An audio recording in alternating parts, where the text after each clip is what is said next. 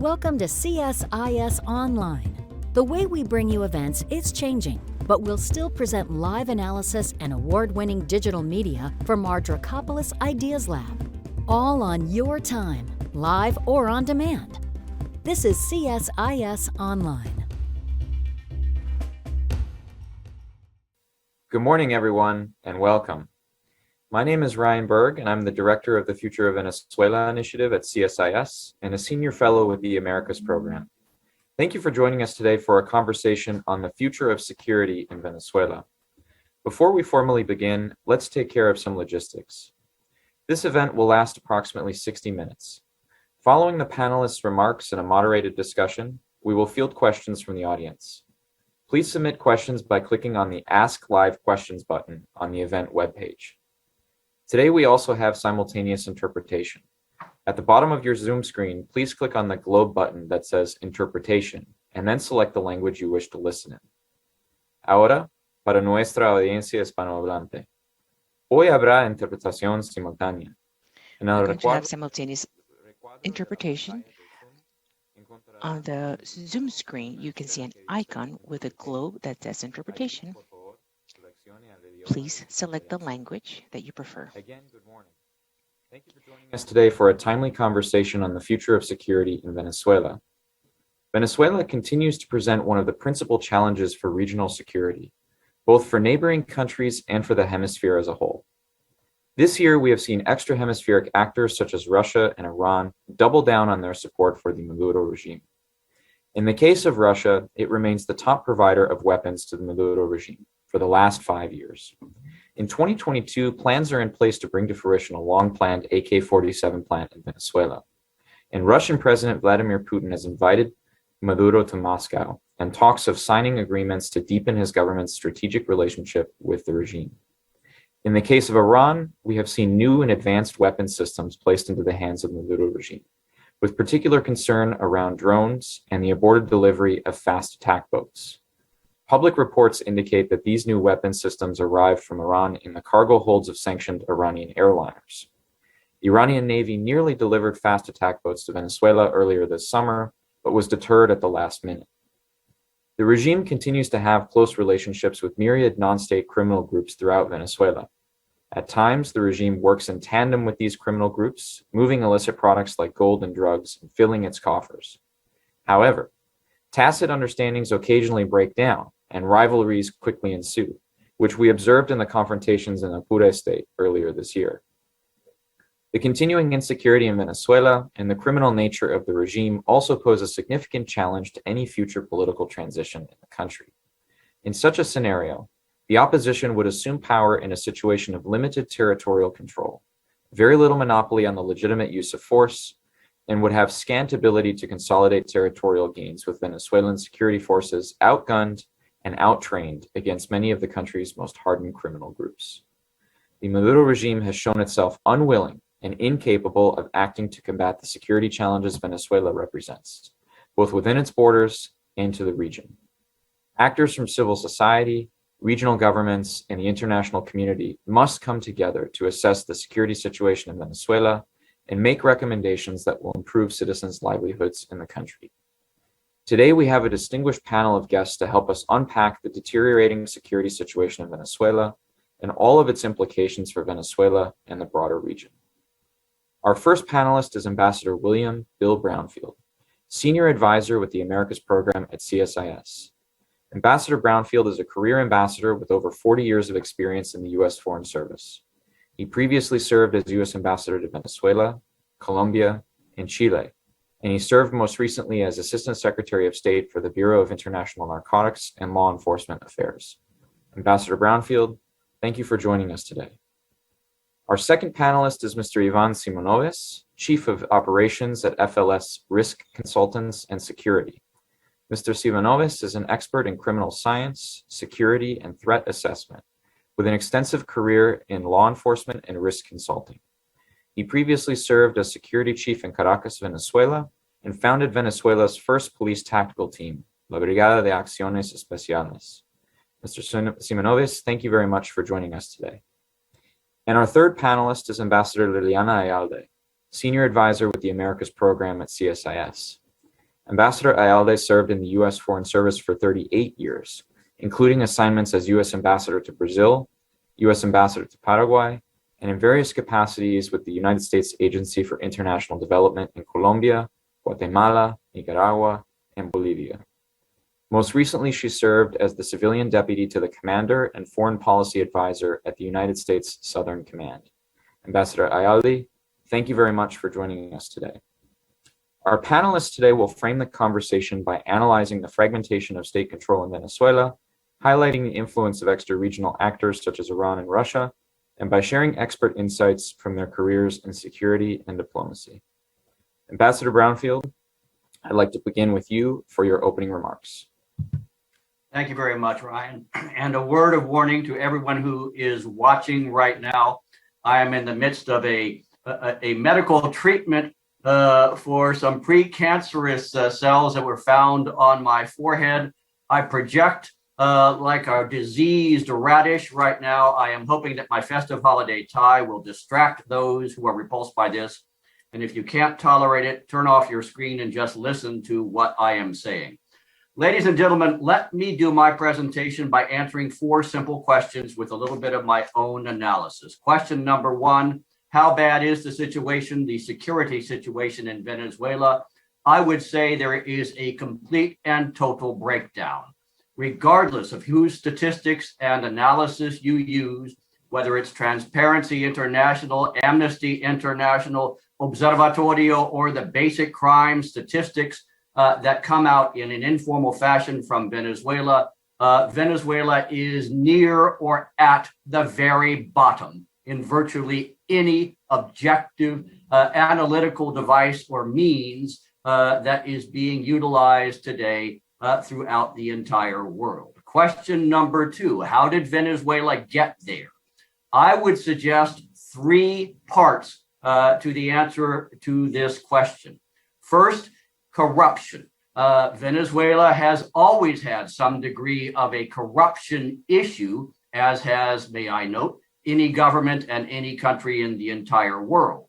What has happened in Venezuela is that due to the collapse, the complete collapse of the basic constitutional, democratic, and governmental institutions in the country, the corruption has gone from being, say, widespread to epidemic to pandemic. And if there's something beyond pandemic that you could assign to corruption, they would probably be at that point as well. Second, growing presence of what I will call economic-driven criminal organizations.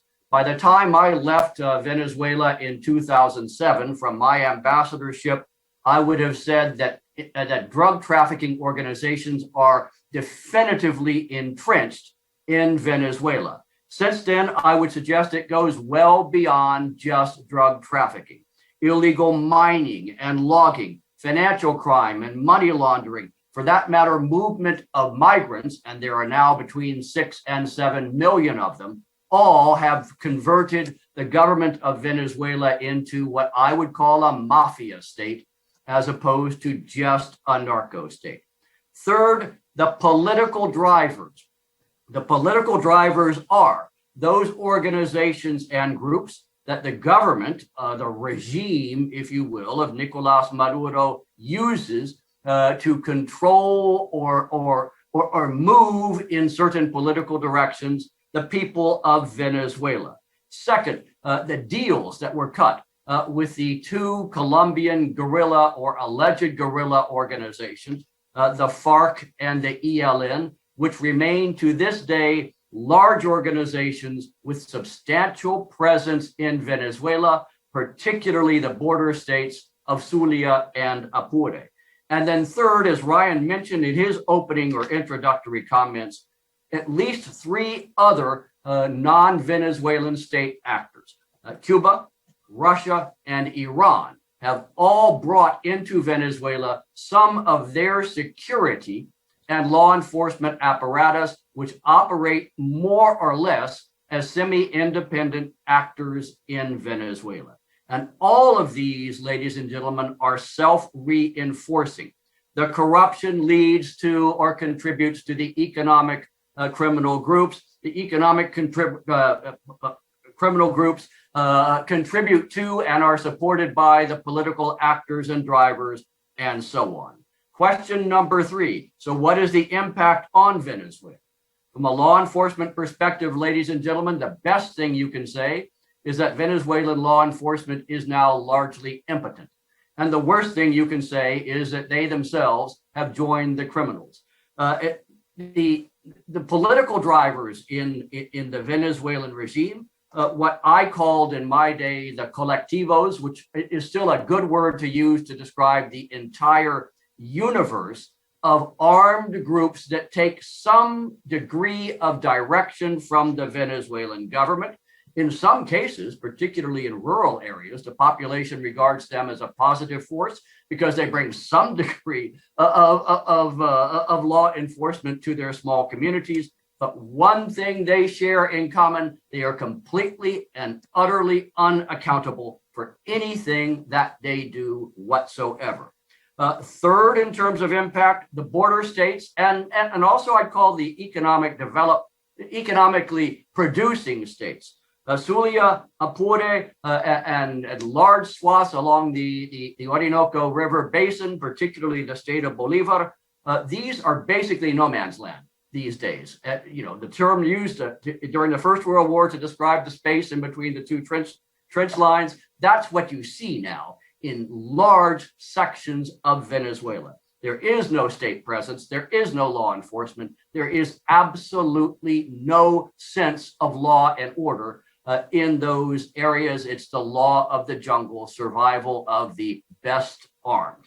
And finally, may I suggest the ultimate impact is that the economy of Venezuela is now dead, and the basic public services, whether it's healthcare or electricity or water or garbage collection, whatever they may be, are to all intents and purposes dead as well, unless the local community has taken these responsibilities on for themselves. Fourth and finally, what are the solutions to this situation? And may I start by saying, ladies and gentlemen, there is no good solution. One thing we all have to accept, I would argue, is that the government is the problem, and therefore the solution probably does not flow through the government. Before I left Venezuela in 2007, we had developed something from the law enforcement perspective that we called the periphery strategy. And that was using the countries that bordered on or were within the general geographic proximity of Venezuela to accomplish what previously we tried to do with direct cooperation with the government of Venezuela. Did it work exceptionally well? No, of course it did not. What did it look like? Well, ladies and gentlemen, it looked like sanctions applied to individuals or organizations. It looked like indictments, some that were announced publicly and some that were kept sealed and secret. It looked like stronger cooperation with the governments of Colombia, Brazil, Trinidad and Tobago, the Netherlands, Antilles, and others that were prepared to cooperate with us. Use of offshore resources, which is part of the periphery strategy. How can we use cyber or crypto or penetration of communications or sting operations to actually, as part of the international community, provide some degree of law enforcement when the regime itself will not do so? And last and finally, ladies and gentlemen, watch out for the migrant population. With millions and millions distributed around the region and increasingly around the world, that is a very attractive target for organized, unorganized, economic-driven, or politically driven criminal organizations. I will conclude, Dr. B, by saying there is no security solution for Venezuela until the problem of the regime has been addressed. I defer and yield the balance of my time. Thank you very much, Ambassador Brownfield, for your opening statement. We're going to go to Ivan Simonovic now for his opening remarks. Okay. The first thing I want to Thank you very much for this to be part of this board. So, but I had to follow in my speech in Spanish. I'm more comfortable with that. Thank you very much. Voy a profundizar un poco I'm going to talk a little bit more following what Ambassador Brumfield talked about. When I was in charge of intelligence, security intelligence for the government, we analyzed to see what the criminal structures were in the country, and we identified 5. The first one that was identified is called mega bandas or mega groups. These are groups that are conformed by 200 to 400 people that are armed, and they have all types of weapons, including explosives. And one of them is called the Tren de Agua, and they have actually gone all over Latin America, and they export criminal activities. And there are 13 organizations in Venezuela like this one. These organizations at the beginning were basically hosted by the government because they were interested in having this type of individuals recruited for their purposes. Right now, they don't have control over these groups. They have their own leaders and they have small groups. It's not like a pyramid type of organization like terrorists, and they have their own space, their own leaders. And that's how they work, but there are 13 different ones in Venezuela. And we also have something that is called colectivos. These colectivos, this is a group. It's an armed group, and the regime created this group, and they had a social purpose, but the colectivo has an armed structure. And there are 14 groups or cells that have been identified all over the country, and some of them have lots of abilities. There's one, Colectivo La Piedrita, that is in the west of the capital in Caracas, and the leader is Valentin Santana, and he's a criminal that is very well known all over the country. And he had so much power, and this group had so much power, and it was assigned, as I said before, and created by the government, that he was given the task of taking care of Jesus Atrich at the end of 2019. And I published some pictures, and I said where Jesus Atrich was located in Venezuela, and he's one of the leaders of the FARC in Venezuela. He passed away this year in a confrontation, and we don't have many details, but groups as this one, structured criminal groups like this one, as I said before, there are 14 like this group, and we also have narco traffic at all levels. The government or the public employee doesn't make more than $10 per month. So any type of criminal organization, especially the ones that deal with drugs and cash, can really buy any government officials, intelligence officials, captains, generals. All of them are bought by them. So there are 5 structures that are very important in Venezuela. Like I said before, the Cartel of Guajira, the Cartel of the West, and one of them that is untouchable. This one is the Cartel of Los Soles. The Cartel of Los Soles is led by generals Soles, the sun, and that's basically the insignia that they have in the uniform.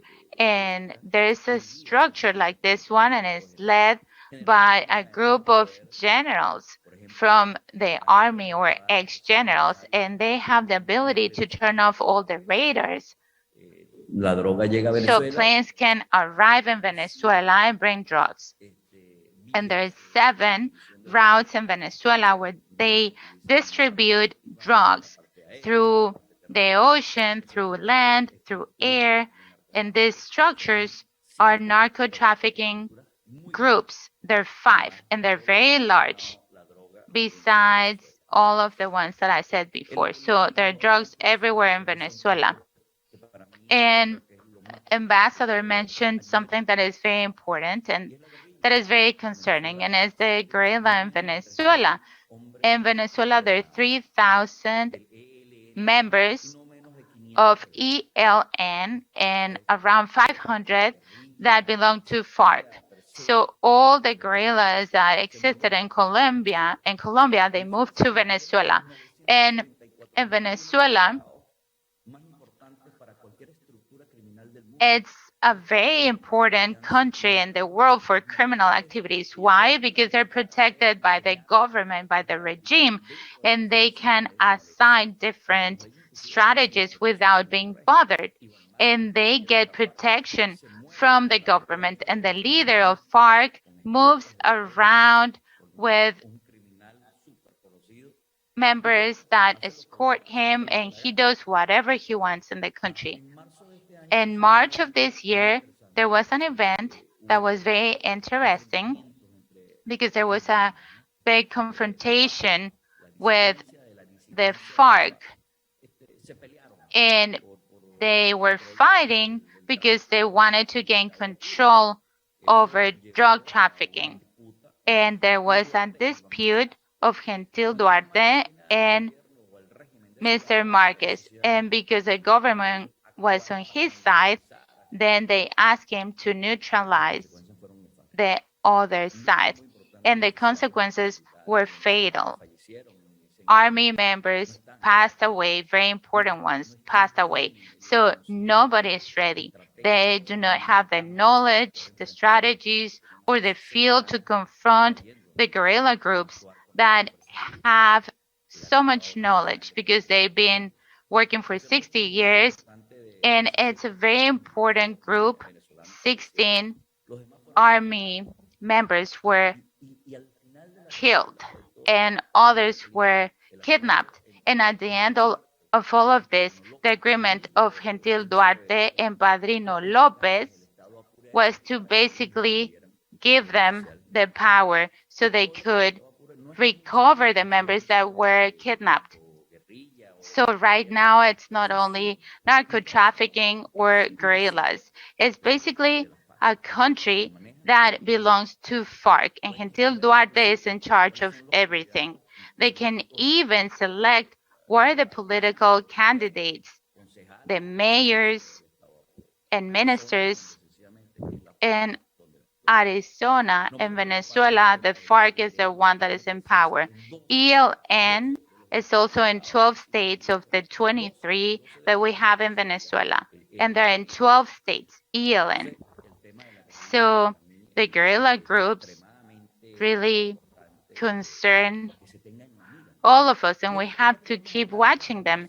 And we cannot talk about threats because these are not threats. There are topics that are real and they operate in Venezuela. The 5th criminal structure is terrorism. And the ones that attacked the US, they are in Venezuela too. And we have documented cases of members, individuals that were arrested somewhere in the world with a Venezuelan passport. And the majority of them from the Middle East have gone to Venezuela, and they're from Hezbollah or other terrorist groups. These groups live in Venezuela now, and they have a leader. The leader is Tarek El-Isami, and he's the individual that is in charge of the financial side of the group, and he is in Venezuela. And it's important to say that Iran for a long time, and we have documented this with different research that we have. And there's an Argentinian prosecutor that passed away, and he explained how Iran basically sent members, terrorists all over South America, pretending to be diplomats. And they're in disguise, and some of them say that they have businesses or they have companies, but it's not true. And the other one, the religious groups, mosques and other churches. And right now, there's a state in Venezuela, Monoepalta, Isla of Margarita. It's really easy to find Middle Eastern people, that people from Venezuela in Isla Margarita, and this is a reality right now in Venezuela. So I just want to conclude saying the following. All of this in Venezuela right now is the center of geopolitical movements. China, Russia, Iran, Turkey, they have an objective, and it's very clear. The US, that's their target. Iran was never closer to the US than they are right now. They have a base and a place in Venezuela that is to the north of Venezuela. It's a port, and there was an opportunity where a member from Iran said, I've never been so close to the US, to Florida. So Venezuela right now, and as I said before, it's not only a threat, it's a reality. And all these countries are using Venezuela right now, like Ambassador mentioned before. It's going through the worst times, and all of them are using the country as the center of all these criminal activities and terrorism. So they want to basically destroy the society in Latin America. They want to institutionalize the crisis all over Latin America, and they offer a new model, unfortunately. Like we heard in Chile, it succeeded. The communists succeeded. And why this happens? Because it's a marketing tool, if you want to look at it like that. The marketing of communism. And people buy it. And in the last 50 years, they've been basically marketing this. They stop fighting in factories because the workers there do not pay attention anymore. So what they do now is they just do marketing and offer things that are not real, but they want to control and they want to have power. And I know that allowing the mobilization of more than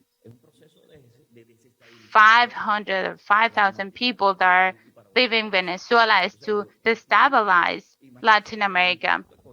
So imagine the financial impact that this is going to create.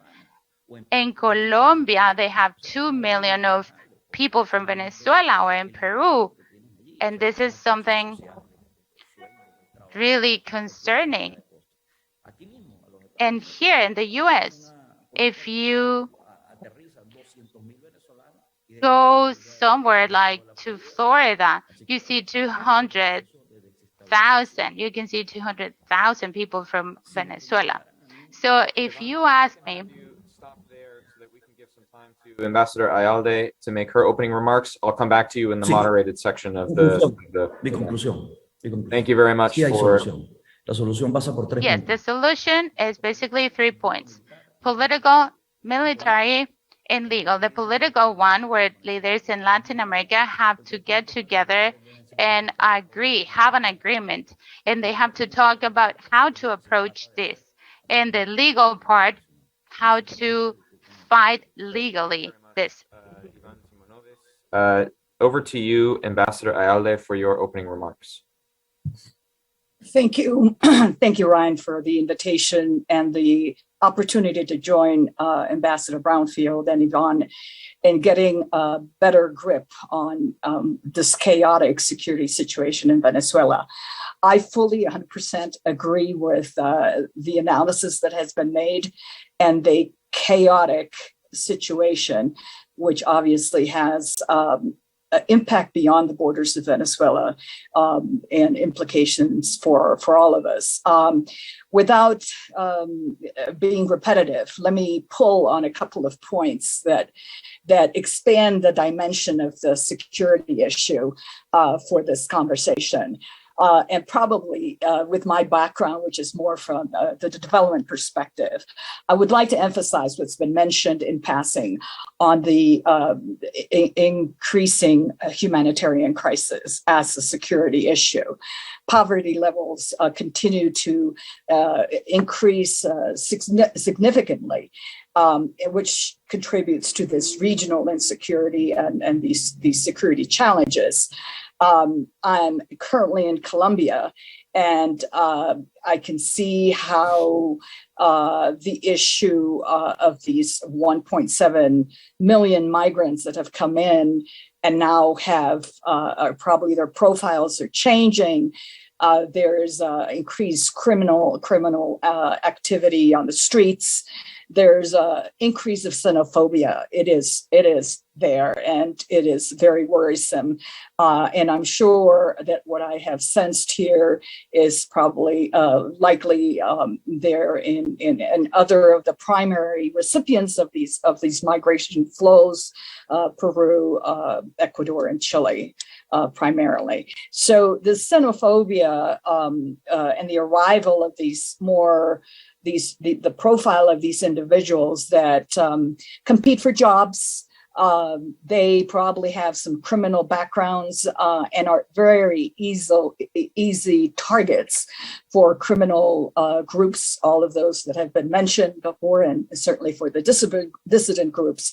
And that is something that, impacts the entire, certainly the narco trafficking, and impacts the entire region. So I cannot underestimate, or I guess I should overemphasize the impact of what is happening internally with the lack of food security, the lack of public health services, and all the institutionality that needs to be there for providing basic services and the violence that has increased. That's going to be a continuous push for migration, and at a time where the region is struggling in some cases to try to pick up from the impact, the economic and the social impact of COVID. So this is going to continue to be a growing issue. It's already been identified as a global humanitarian crisis with the 6 million plus migrants. But I see this with the internal situation the way it is, continuing to grow and impacting the countries and the borders. The other dimension that I would like to put on the table, which was also mentioned sort of in passing, is the changing democratic map, let's say, of the region. The deterioration of democracy, when you look at the backsliding on democracy, helps the Maduro regime. It empowers Maduro with his narrative. No matter what the chaos will be internally, he feels emboldened, and he has more traction with these narratives because he has, the Nicaraguas and the Cubas, not only the traditional Cuba partners, but new ones. And as you see the region changing, it becomes a platform, a very fertile platform to really allow him to, no matter what's happening, the chaos that's happening internally, to maybe have some inroads regionally, which with some of the like-minded leaders of the region, and that is obviously preoccupying. And then third, I'd like to go back to what's also been mentioned, is the borders. Each of the borders have a different dynamics. Colombia is an important partner of the United States, and we will continue. I foresee continue to have that partnership. But the border, the situation, the border, of course, is becoming more problematic with everything that's already been described, and I foresee an increased level of provocation. We heard of we saw the attack on the airport recently, and according to the Colombian intelligence, we know that came from within Venezuela.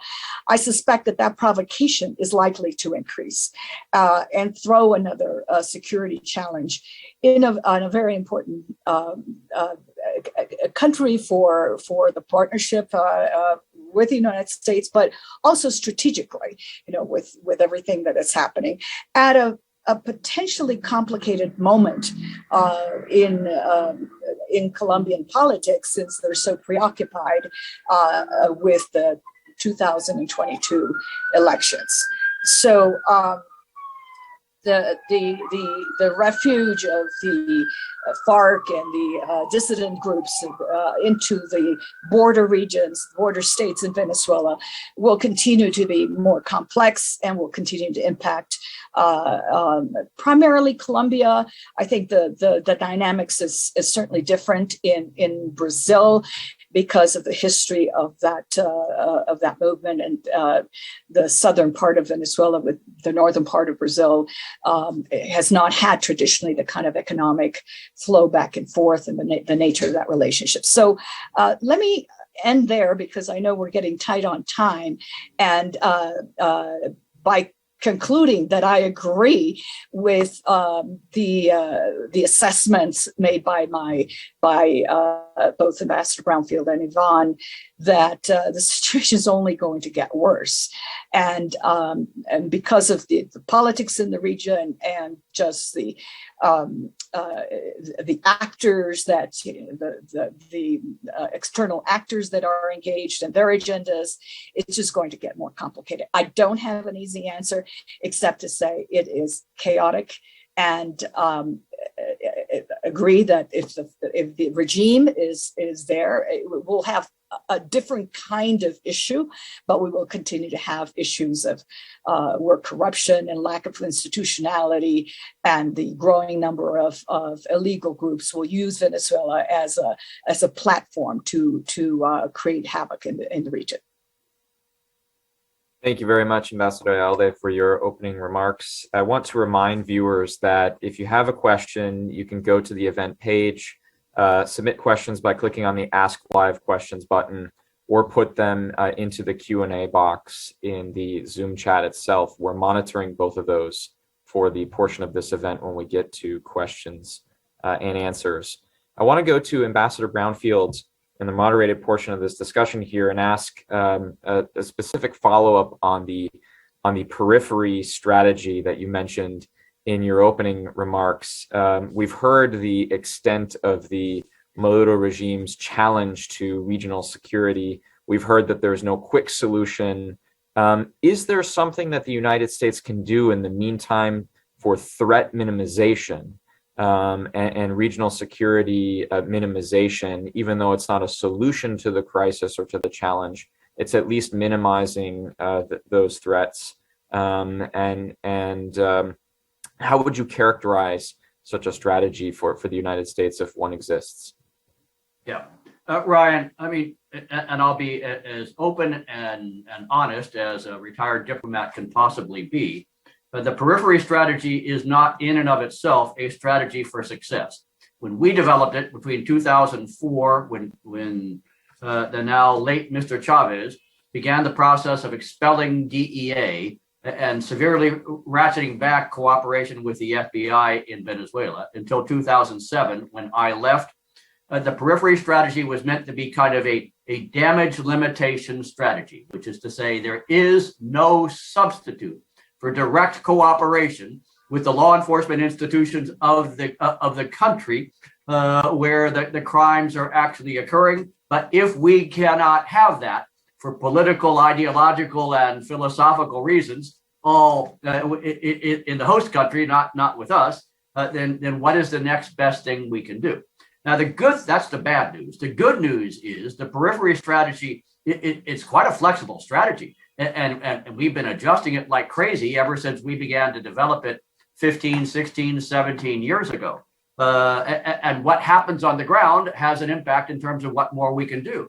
I'll be honest with you, the election of President Bolsonaro I think I pronounced that right, Liliana, you may correct me later on if I did not, in Brazil opened up some doors to the periphery strategy that we did not have before. Or for that matter, the conclusion by the government of Colombia in 2016 of a peace accord with at least a majority of the FARC opened up some doors to the periphery strategy that we did not have before. The movement of migrants, I'll use the figure nearly 2 million Venezuelan migrants located in Colombia and large concentrations in other nations as well, including, ladies and gentlemen, the United States of America, opens up both some opportunities as well as some problems with the periphery strategy. And I guess, Ryan, to answer your question, we could try new, additional, creative, targeted sanctions. You could have the announced sanctions and the unannounced sanctions. We could be more aggressive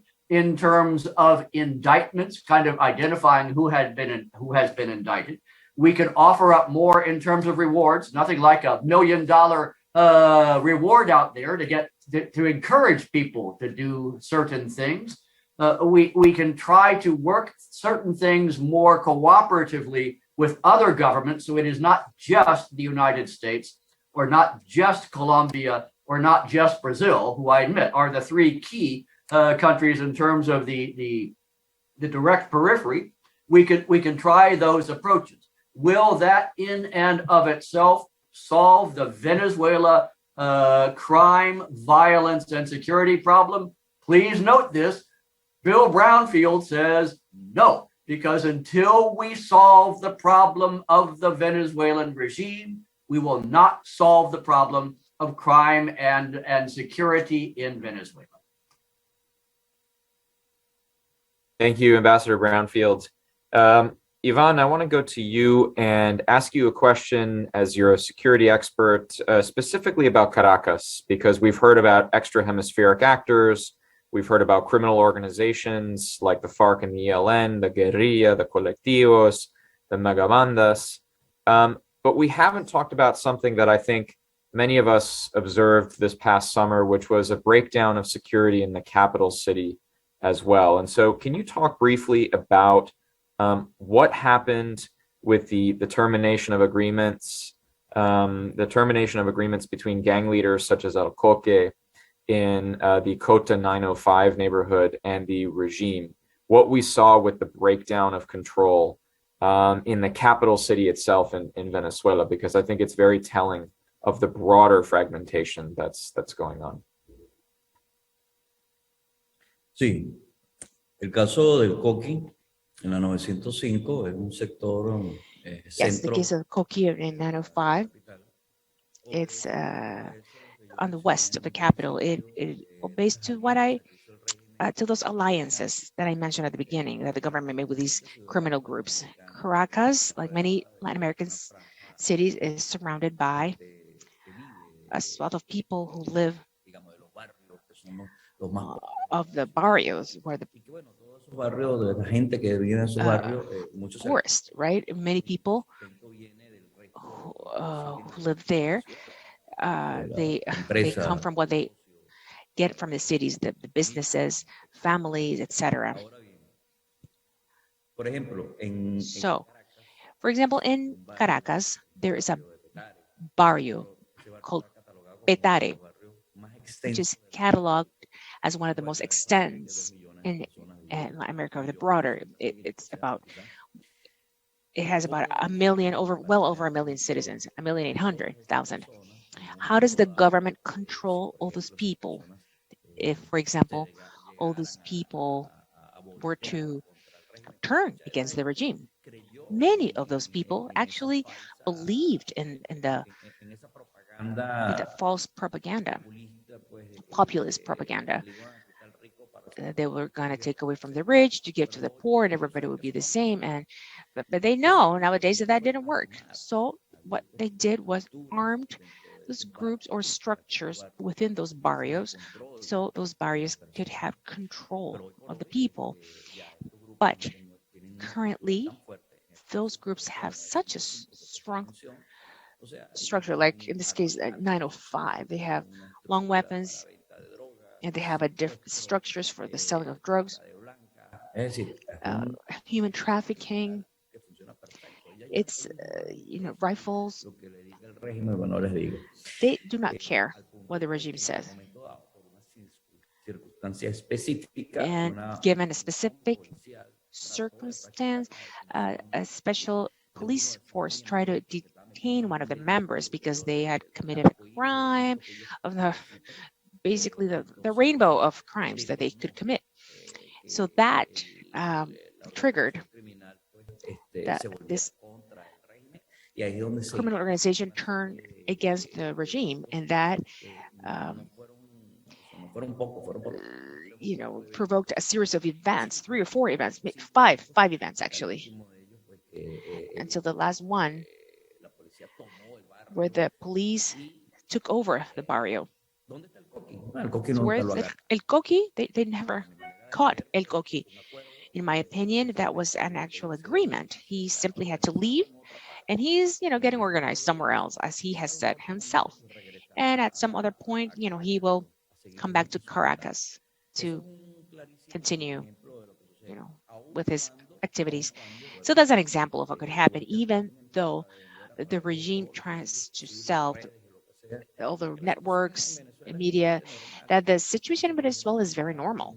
And that, for example, in Caracas, they have everything under control. There's an economy of 3 million inhabitants. There are 25 million people in Venezuela, and only 3 million live. The rest are surviving. Just like Ambassador Liliana said, and Ambassador Brunsfield said, there's no electricity, there are no jobs, no medications. That's the reality of Venezuela. Thank you very much, Ivan. Ambassador Ayalde, I want to go to you because you were the advisor to the commander at U.S. Southcom, and so I want to ask you a question about how U.S. Southcom might be thinking about this security challenge from a regional perspective, and is there a strategy for preventing any possible spillover effects that you mentioned? You have Colombia, obviously, immediately comes to mind, but Brazil as well and other countries in the region. So if I could ask you to put your U.S. Southcom hat on for a second. Well, thank you. Yes. Now I have to caveat whatever I say by, I've been out of Southcom, and there is a new commander there, General Richardson. So I'm sure she's in the process of giving her own twist to and revamping the strategy. But that said, one of the main objectives of Southcom is to strengthen the partnerships, the military to military cooperation partnerships in the region. It is it's always been amazing to me how the military to military communicate, and regardless of sometimes some political issues in the relationship, the military that has been trained in the United States, and they participate in exercises and the different exchanges, continue to speak the same language, and they try to maintain those communication links.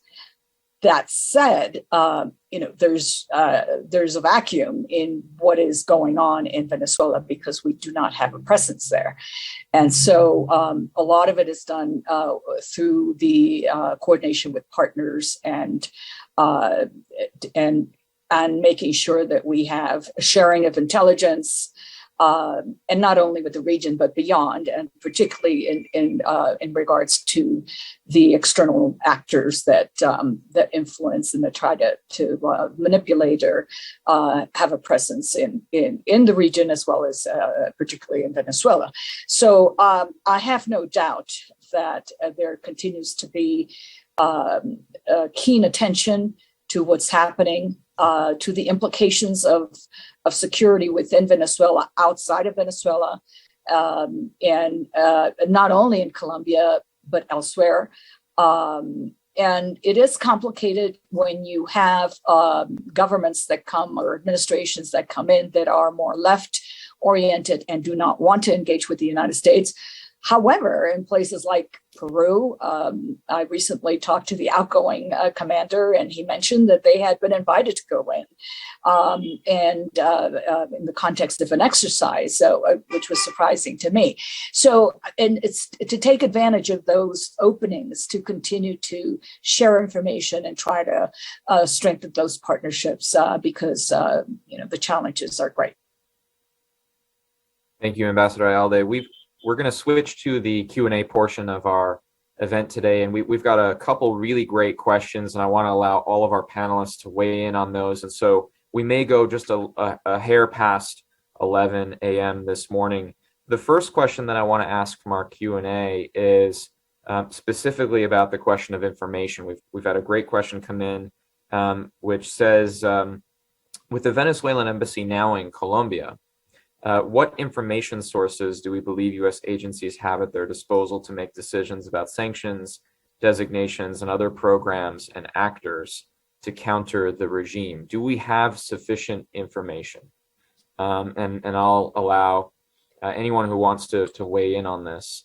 But I imagine Ambassador Ayalde and Ambassador Brownfield, you have some comments on this. Yeah, let me just quickly say that the Biden administration, as far as I can capture it, is more keen on coordinating with the Europeans and coordinating with other governments. Not that it wasn't somehow done, particularly with some countries in the region, but that is a fluid. In fact, I recently met while here in Colombia with Jimmy Story, and he kind of went down the list of the number of engagements he has with the European ambassadors that do have a presence in Caracas. That's kind of delicate, but the fact is that you get information from many sources, and you try to maintain those relationships because of the lack of presence. Really kind of limits it, but so that part of the engagement becomes much more active. Yeah, Ryan, if I can jump in now, of course. Agreeing obviously with everything that Ambassador Ayalde said, since she, like I, knows the current, knows well. We could even probably agree that we are friends of the gentleman who currently holds the title of United States Ambassador non-resident to Venezuela. And I will agree with the premise of the question, what I believe is the premise of the question. And that is our ability to collect information, to talk to people, to talk to sources, to have a hands-on sense of what is going on in Venezuela is, of course, lessened by not having a permanent presence in Venezuela. We do not have a permanent presence in Venezuela, not because this was our desire all along, was not to be in the country at all, but rather because the conditions on the ground, and specifically the conditions created by the existing regime in Venezuela, made it, in the judgment of the United States government, by the way, with which I basically concur, made it impossible for us to maintain a permanent presence. Now, are they able to do quality work in Colombia? Yes, I think they are. Would we be overreacting if we concluded we actually have no contact, no sense of what is going on in Venezuela because we no longer have an embassy there? No, that's absolute nonsense. There is a great deal that we pick up within Colombia itself. There is an ability to continue to communicate with people who are still actively engaged in Venezuela directly with them, sometimes electronically, sometimes through call them messengers or individuals with whom we can communicate and have an indirect dialogue. Does it provide value? Yes. Are we still making, I think, fundamentally correct decisions in terms of matching policy with realities on the ground in Venezuela? I think we are. What we lose, I suppose, is the ability to influence something quickly inside Venezuela. I do acknowledge doing that from long distance is more complicated. What we do have, however, and I close on this point, and if he dares, Dr. Simonovic might offer his view on this as well. We are better positioned to pursue what I have long argued for, at least over the last 4 years, and that is to encourage and facilitate better organization within and of the Venezuelan diaspora, the 6 million plus Venezuelan citizens who currently reside involuntarily, for the most part, outside of Venezuela. What can we do to facilitate, encourage, and assist them to organize so that they themselves become a more effective force, organization, or institution to influence what is happening in their home country? And there, we obviously are not in any way undercut by not having an embassy inside Venezuela itself. Thanks, Ambassador Brownfield. I want to ask a question directly to Ivan that we've had come into the chat box, and it's about the opposition specifically, and it is, given the dire security situation in the country, we've heard that there's not much the international community can do short of a regime change to be able to affect the situation. The regime is how it is. What should the opposition do? What is the security strategy from the opposition? How should this problem be tackled?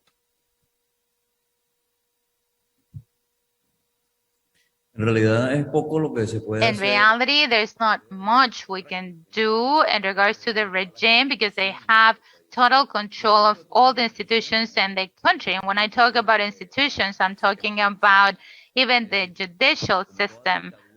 Like any other dictatorship, they try to make it seem that all the decisions they make are legal. So they have total control of the judicial branch, the prosecutor office, and the police, and all the army. So after saying this, the opposition cannot really do anything and within the country to improve security. There's a plan that is called Plan País. It's a project that has been created and that it occupies 11 different areas: the financial area, the security area, and what is that we can do after the country goes back to democracy. But if the circumstances in Venezuela do not change, there's not much that we can do. And I think that the political strategy has to go directly to alert or create a work group that is important in Latin America so that they know and design a way to deal with the problem in Venezuela and be able to neutralize the dictatorship and go back to democracy. Going back to democracy in Venezuela means to solve all the problems, like 40% of all the problems in Latin America. And I'm sure that all the countries in Latin America right now, because of everything that we've talked about, are being affected by this. And the only way to solve this is for Venezuela to go back to democracy. I know that it's 10:59, but we have had an interesting question come into the Q&A that I'd like to put on the table. And if we go a little bit past to properly treat it, that's fine. And it's about the extent to which the Biden administration's removal of the FARC from the official list of terrorist groups could affect their operations in Venezuela and by extension the regime. Would anybody like to comment on that? I'll leave that open to all panelists. Ivan, go ahead. Quick point. Sí. Sí. Yo verá que hay una gran confusión con esta decisión. Yeah, there's great confusion with this decision. We had to make reference to the following. The FARC went through a process of surrendering the structure of it. There are some dissidents as well. About 15 or 20% of that original structure of the FARC. So the decision that the government of the United States takes is it refers to this peace process. They're contributing to it, so they are exempt basically of that label of terrorists. Now, the other ones that still participated in criminal activities, obviously, are still a target.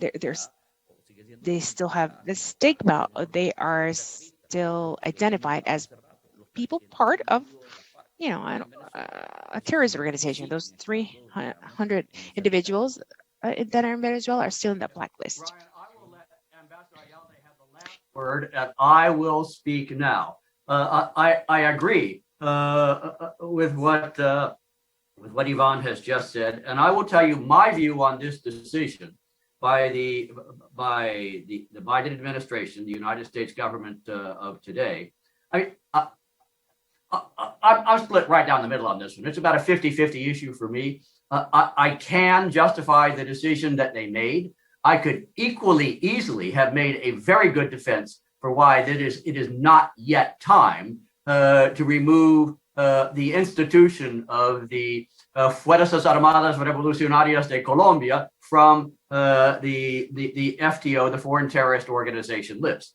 I would suggest that certain activities that they have taken, including the guys who have remained in Colombia related to drugs. I mean, we've mentioned the name Santrich earlier in this discussion. He was a classic example of where the FARC leadership was given the opportunity to make the right decision after the peace accords and found a way to make the wrong decision. That was not the only time they did it. Okay, fine. I accept the argument that 5 years after the signing of the accord, it is appropriate to acknowledge something positive that those FARC members that remained inside Colombia have done.